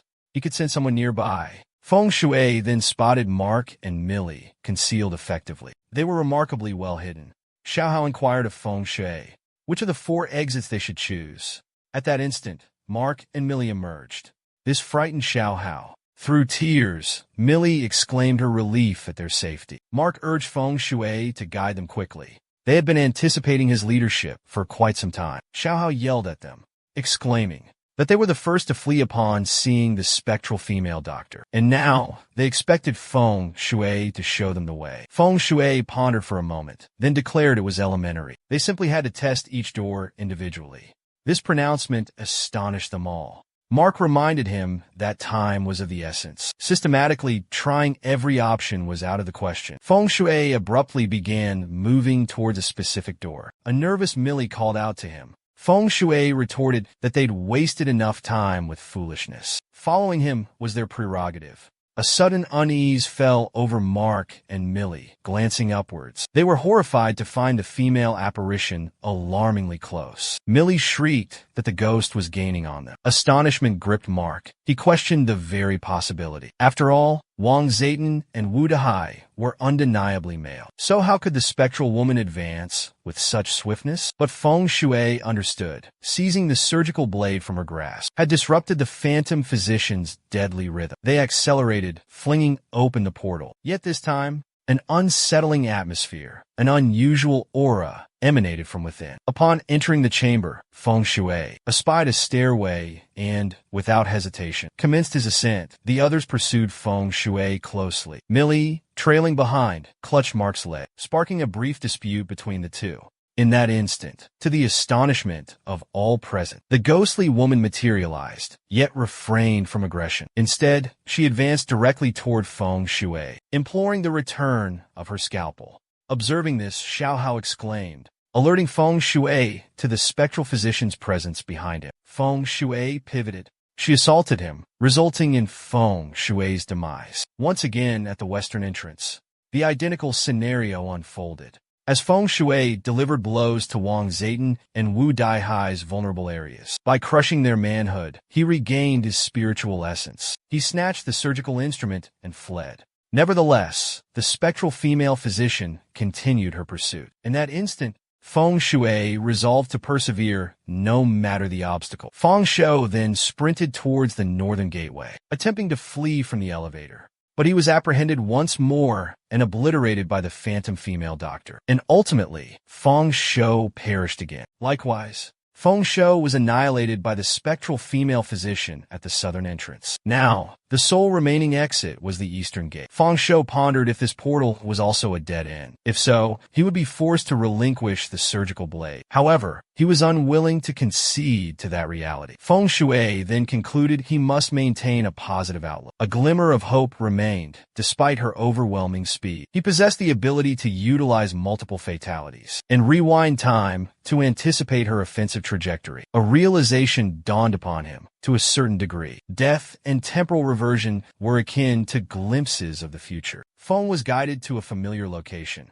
A secure pathway existed on the left side. However, he was once again apprehended by the spectral female physician. He had thus endured 9 demises, and in that instant, nearing the passage, he resolved to succeed. His 10th endeavor would be the next time. He sprinted eastward, accompanied by Wang Ziding and Wu Dahai initially, but their presence was fleeting.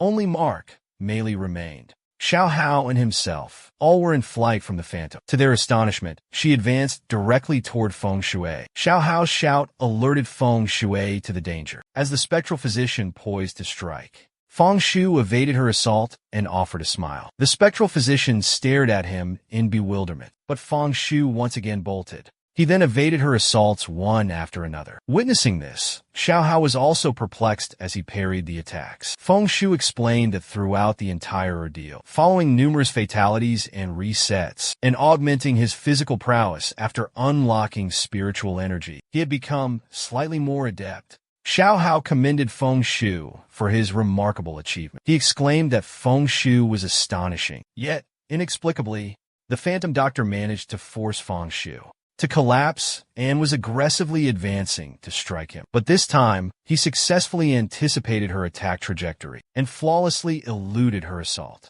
The spectral physician became enraged, now determined to eliminate Feng Shui at any cost. Meanwhile, Mark, Meili, and Xiao Hao were filled with anxiety and astonishment, as they hadn't clearly perceived what transpired. How Feng Shui managed to evade that strike. Xiao Hao pondered if Feng Shui possessed the abilities of a spirit master. Feng Shui continued his flight, finally spotting the signpost once more. He desperately hoped it marked the true exit. Their salvation seemed within reach, but just before he arrived at the doorway, the sound of a collapsing body made him turn back. Astonishment filled him. The ghostly female doctor lay sprawled upon the ground. Feng Shi puzzled over why the pursuit had ceased. He contemplated whether she feared venturing outside. The spectral physician reversed course. She retreated swiftly towards her sanctuary. During her hasty retreat, her exhalation struck Jia Hao's face, sending him soaring. Xiao Hao, bewildered, inquired about the peculiar event. It felt frigid, yet strangely sleek. Mark, perplexed, questioned if the female apparition had truly departed. Meanwhile, Millie inquired about Feng Shui's whereabouts. As they rushed towards Feng Shui,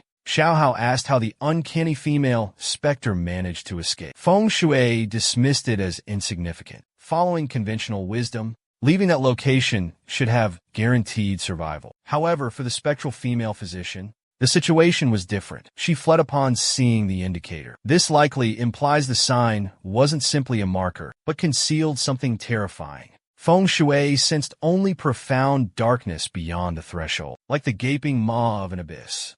Observing the exit signage, Mark inquired why Feng Shui remained stationary. Was there an obstruction on the route? Feng Shui settled down, suggesting a brief respite for everyone. Xiao Hei concurred, emphasizing the necessity of a pause. They had been sprinting for 20 minutes. Mark and Millie readily ascended. Abruptly, to their astonishment, Feng Shui rose and advanced toward the exit. Urging them onward, they gradually approached the egress. But the closer they drew to the gateway, their fear escalated as they sensed a distinctly unusual aura. At that juncture, Feng was astonished that their journey to the gate had proceeded without a hitch. However, emanating from beyond the gate was a peculiar ambience and atmosphere. Observing this, Feng Shui pondered the possibility that the true peril lay concealed behind the entrance. Feng Shui gradually unlatched the door, and halfway, Zhao Hao inquired if a passage truly existed within, and that no danger should be present. According to his assessment, correct? Feng conveyed that even if danger lurked, they were obligated to proceed. Upon entering, as they ventured deeper, the illumination began to fade, and at a specific point, utter darkness descended. Feng declared that the darkness was so profound he couldn't discern anything. Even more unsettling was the silence, an unnerving, deathly stillness. Feng Shui further divulged that he couldn't even perceive his own inner thoughts. Darkness had engulfed their path. Thus, he had no recourse but to continue onward. After proceeding straight ahead, the darkness consumed all sense of time. He had lost track of how long he'd been walking. Feng Shui began to think the path was endless. But suddenly, after advancing a bit further, a faint white light became visible. As he approached it, to his astonishment, he spotted several dwellings. When Feng Shui focused his gaze, he found himself before White Willow Academy. Bewildered, he wondered how he had arrived at the gates of White Willow Academy. Had he escaped? Had everyone else emerged as well? Xiao Hao erupted in celebration, declaring their triumph. Millie remained uncertain if they were truly free, but Mark urged everyone to flee immediately. After Millie and Mark took off, Xiao Hao encouraged Feng Shui to depart as well. He voiced his concern. What if the specter within had also escaped? Feng Shui replied that something felt amiss. His mind raced, trying to piece together the events. It suddenly dawned on him. The asylum had vanished. He pondered why White Willow Academy remained solitary, and why they had encountered no peril. He questioned if the lady doctor was restricted from departing the psychiatric hospital. Xiao Hao, drained from the spectral encounter, proposed to Feng Shui that they return home to recuperate, as their workday awaited them.